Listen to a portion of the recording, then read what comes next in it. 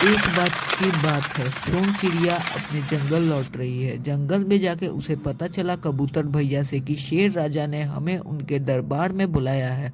तो चिड़िया जल्दी से दरबार में पहुंचती है। वहां शेर राजा ने बताया कि अप्पू हाथी हमें बहुत परेशान करता है। चिड़िया अपने दोस्त चींटी के पास गई और उससे कहा कि वह उसका पीछा करे और उसके सूंड में घुस जाए। चींटी ने ठीक ऐसा ही किया। तब से चिड़िया की हमेशा तारीफ होने लगी।